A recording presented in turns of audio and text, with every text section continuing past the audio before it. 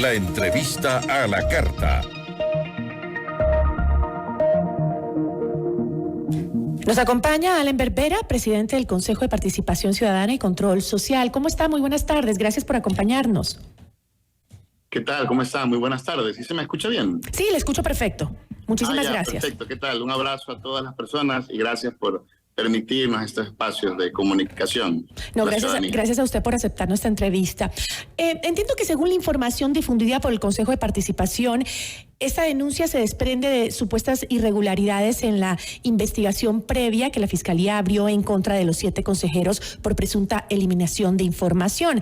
Para recordarle un poquito a nuestra audiencia, el 18 de mayo la Fiscalía habría anunciado públicamente que el Consejo de Participación, que había sido recién posesionado, intentaba deslegitimar el nombramiento de Diana Salazar como fiscal general del Estado, desapareciendo información del concurso con el que fue designada. Y en medio de esta investigación previa, pues el 22 de mayo de 2023, usted acudió a las instalaciones de la Fiscalía para revisar el expediente. Dentro del documento, pues habría hallado una hoja en blanco numerada. En ese momento, según lo que dice el boletín del Consejo, pues usted llamó al ECU 911 para alertar sobre un posible fraude procesal y el 15 de julio finalmente presentó una denuncia formal por este tipo penal. ¿Cómo se configura? Explíquenos, por favor, un fraude procesal desde una hoja en blanco. Sí, muchísimas gracias por esta oportunidad y sobre todo que no se confunda, ¿no? Okay. Porque la semana pasada, el día jueves, se tomó una resolución de pleno que también se ha decidido informar a la Fiscalía y a otras autoridades de control sobre presuntos delitos de tráfico de influencia, el tema del plagio de la tesis, ¿no? Que no se confunda con este primer proceso, que fue un proceso que inició la propia Fiscalía en contra de los 7 consejeros. Cuando vamos a revisar el proceso, nos encontramos con esa situación gravísima, que había una página que había sido foliada, que habían puesto la numeración estando en blanco. Entonces, estas prácticas, sobre todo, son prácticas deshonestas que se suelen realizar, como ya lo hemos visto en otros procesos de persecución de la Fiscalía, que se dejan páginas en blancos y después se mete cualquier absurdo, ¿no? De estas Hello Kitty, agendas creadas, fotos de que recién iniciadas. Entonces, esto llamó mucho la atención, entre otras particularidades que se han dado, ¿no? Hay que recordar que esta investigación comienza con un parte policial, ¿verdad? Que se crea porque uno de estos estafadores de la vida, ahora pseudo candidatos, publica un tuit. Y había un oficial agencioso que a partir de este tuit, en 5 minutos, prepara un informe, lo envía a la Fiscalía y la propia fiscal general Diana Salazar, con puño y letra, presenta una denuncia en contra de los 7 consejeros. Entonces, en esta denuncia que hemos presentado por fraude procesal, sobre todo ponemos de relieve estas inconsistencias que ya se están dando en este proceso que es en contra de los 7 consejeros. Esta denuncia dio paso a una investigación previa, por lo que el 29 de junio el fiscal que recibió este caso solicitó la hoja número 12 de este expediente del proceso por eliminación de información, que se presume que es la que estaba, según usted, en blanco y numerada. ¿Se ha podido comprobar efectivamente que la hoja estaba en blanco? ¿Eso ya se ha decidido? Sí.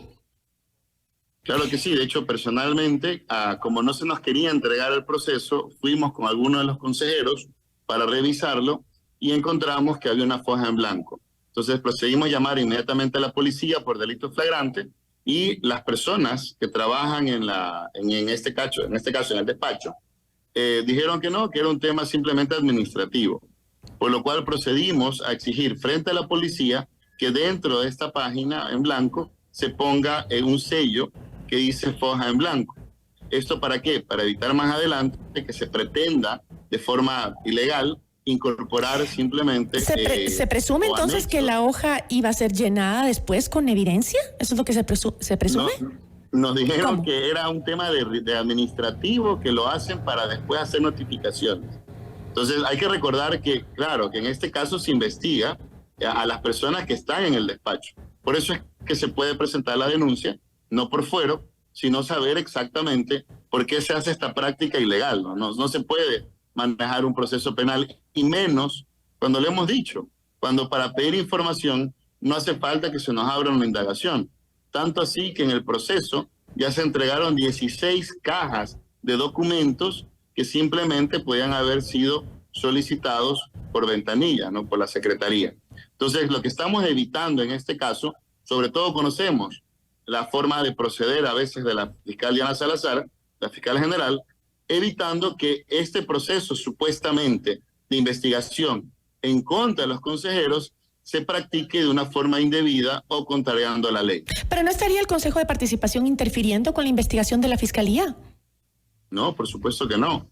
De hecho, no se puede de forma arbitraria pretender, primero, abrir una indagación en contra de los consejeros simplemente por un tuit.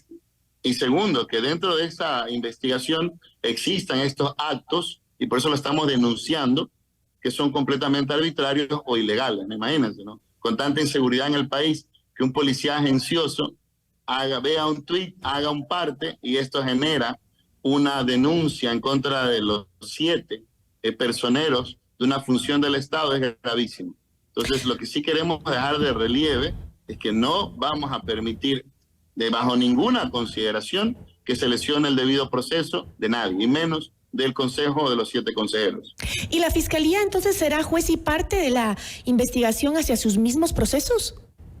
Bueno, esperemos que actúen de forma honesta, ¿no? Y lo importante o lo grave aquí es que el proceso se denuncia por la fiscal general, lo abre el fiscal Toainga, que es el fiscal subrogante, y luego en los otros ejercicios que hemos realizado a través del Consejo, el propio fiscal Toainga actúa como abogado de la fiscal Diana Salazar. Entonces, esto es gravísimo. Y ojo, por favor, que no se confunda con la resolución de la sesión del jueves pasado, en que a través de la Secretaría de Transparencia se ha oficiado a más de 10 instituciones nacionales e internacionales sobre la posible o la presunción de comisión de delitos por parte de la Fiscalía General, ¿no? No tiene nada que ver una indagación previa con esta nueva que se está presentando o que se resolvió el jueves en la noche, que el día viernes se ha procedido a notificar. Doctor, ¿no considera que ya es hora de que se pongan a trabajar para lo que fueron designados en lugar de seguir en estas pugnas? Ya pasaron una que fue la acusación de plagio en la tesis de la fiscal Diana Salazar, que ya la Universidad Central hizo su investigación y dio su veredicto al respecto de que no hubo... O sea, y ahora seguimos con esto. ¿No es hora de que ya el Consejo de Participación Ciudadana y Control Social se ponga a trabajar para lo que están? Sí, por supuesto. De hecho, eso es lo que hemos realizado pese a esta persecución. Y gracias por esa pregunta, porque también ya es hora de que se dejen de ilegalidades. Nosotros desde el primer momento que nos hemos sentado aquí, estamos haciendo territorio, estamos elaborando presupuestos participativos, acabamos la rendición de cuentas recién el 30 de junio. Sin embargo, vemos que persiste, sobre todo por parte de la Fiscalía y otros personeros de gobierno, sencillamente una persecución absurda, porque estos son partes de nuestras competencias. De hecho, el día jueves, y eso que quede sentado, porque es importante que la ciudadanía conozca, se resolvió informar respecto a estas denuncias ciudadanas en la investigación que hizo la Secretaría de Transparencia, no solo a la propia Fiscalía, ¿no? Que ellos esperemos que actúen de forma honesta, sino también a la Contraloría, al Senadi, al Consejo de la Judicatura, a la Corte Constitucional, a la propia Corte Permanente de Arbitraje de La Haya, de todas estas circunstancias que se denunciaron. Porque insistimos, aquí el gran discurso o el gran debería ser el discurso nacional, no debería ser el trabajo del Consejo de Participación, que venimos desarrollando nuestras competencias, sino investigar efectivamente, por un lado, si hubo un plagio, por otro lado, si existieron delitos, ojo, que de 4 horas de audiencia públicas, a la cual no compareció la fiscal general, distinto que la Universidad Central sí mandó su delegado cuando se solicitó entrevista. Se pudieron observar situaciones que son gravísimas. Insisto, ¿usted no cree, doctor, no solo lo del plagio, que la ciudadanía está viendo este accionar del Consejo de Participación como una intención de sacar a la fiscal de su cargo?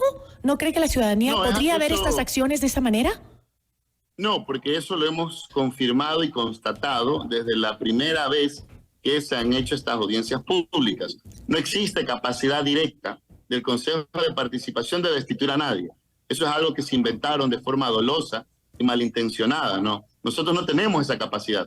Nosotros llegamos ¿hasta dónde? Hasta notificar de las resoluciones que se toman en el Pleno. En este caso, el Pleno que resolvió admitir una investigación realizada, ojo, por personas investigadores que llevan trabajando más de 14 años, otros 10 años. No es que son funcionarios recién puestos o que tengan algún tinte político, ni mucho menos. Es una de las investigaciones que se planteó, se cumplieron los plazos, se resolvió. Por ejemplo, hemos ya resuelto 3 de estas.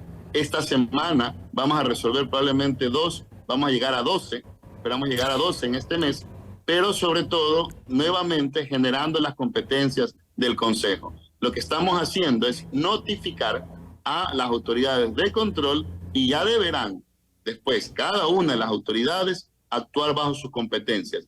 Pero lo que insisto, aquí el discurso gravísimo debe ser y conocer si se cometieron delitos por parte de la Fiscal General del Estado, aparte del plagio.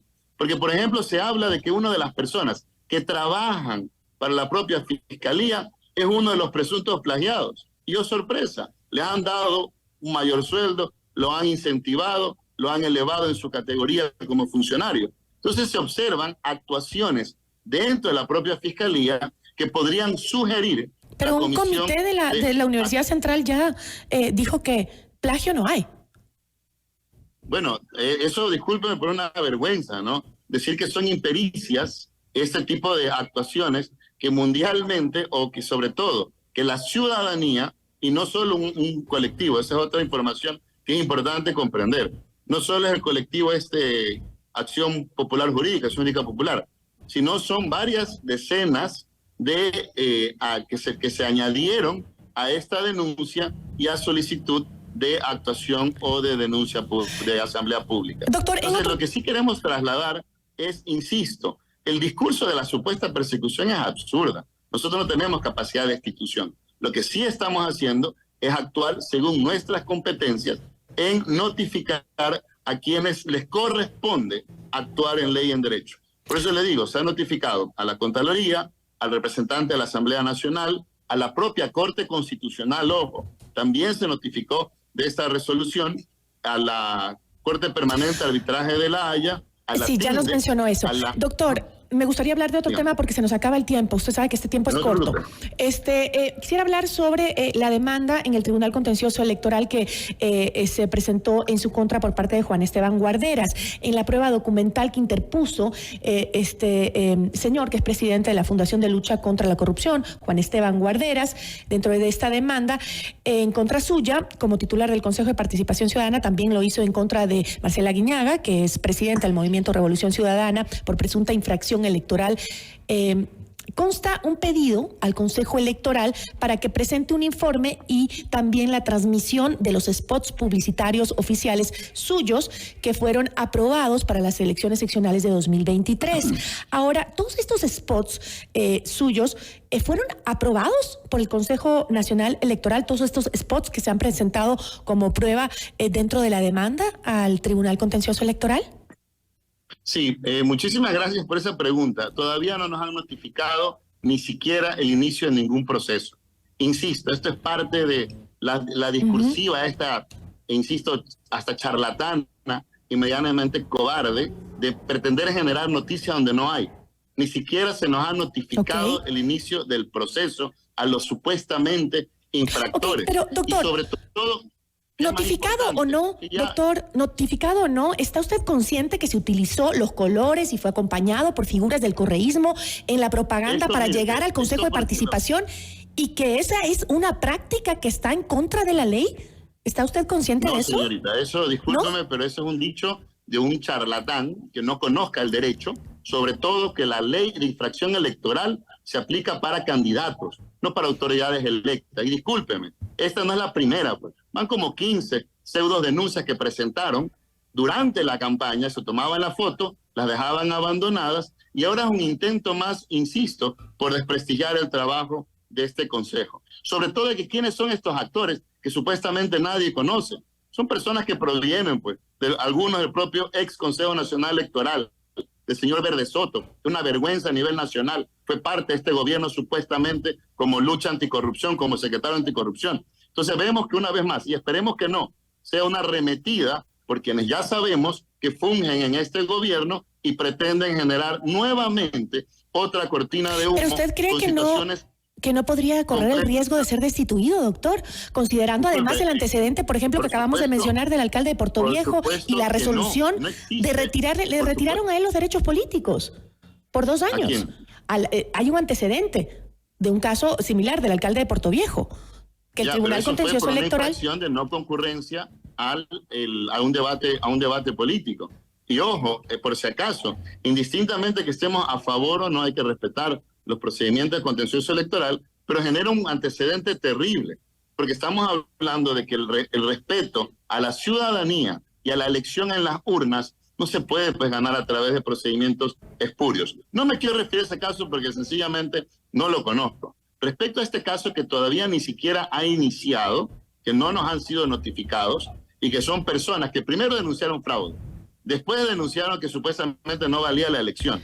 Ahora se inventan infracciones electorales cuando ya terminó la capacidad de denunciar en contra de los candidatos. Son autoridades electas las que se está hablando. ¿Pero usted fue apoyado o no por el correísmo en su campaña? Por supuesto que no, pues. Discúlpeme, no existe infracción electoral ninguna cometida. Y sobre todo, ¿qué es lo peor? Que ya existen, en este caso, dentro del propio Consejo Nacional Electoral, existió los spots publicitarios que fueron aprobados. Hasta la frase de "tú sabes que estábamos mejor" fue aprobada por el Consejo Nacional Electoral. Entonces es de farsante. Pero fuera de que sea o no sea aprobada, ¿usted estaba acompañado con figuras del correísmo dentro de sus spots o no? No, discúlpeme, los spots fueron grabados dentro de los estudios de grabación del Consejo Nacional Electoral. Entonces este es un ridículo. Pero no salía usted en los spots con figuras del correísmo, ¿no? Nunca aparece ningún spot, ni con los colores ni con las figuras. Se pretenda generar esta noticia cuando no existe, cuando es irreal, cuando sobre todo es ilegítimo en este momento. Lo que quieren generar es como lo de la fiscal, que supuestamente existe una pugna, que supuestamente existen infracciones cuando no existen. ¿Y qué es lo peor? Que se pretende condicionar el trabajo del contencioso electoral, de los jueces electorales, con esta cortina y con esta... ¿Cuáles son entonces los spots que presentó Juan Esteban Guarderas para sustentar su demanda? Disculpe, han presentado como 7, pues. Ni siquiera sé quién es el señor. Cuando él llega a su casa, hasta el perro le ladra, pues nadie sabe quiénes son. Y no es la primera. Ellos han presentado denuncias en contra de exprefectos, exalcaldesas. Vamos a ver, cuando nos notifiquen en el proceso, han hecho hasta un copy-paste, pues. Son de estos copiones que ante sus propias demandas se copian entre ellos. Bueno, esperemos entonces que define el Consejo Nacional Electoral, el Tribunal Contencioso, cuál es la definición que toma sobre este caso. Yo le agradezco muchísimo, abogado, por habernos acompañado. Muchísimas gracias, un abrazo a la ciudadanía y sobre todo, no coman cuenta, estamos trabajando por y para el Ecuador. Muchísimas gracias. Buena tarde. Agradecemos. Notimundo a la carta.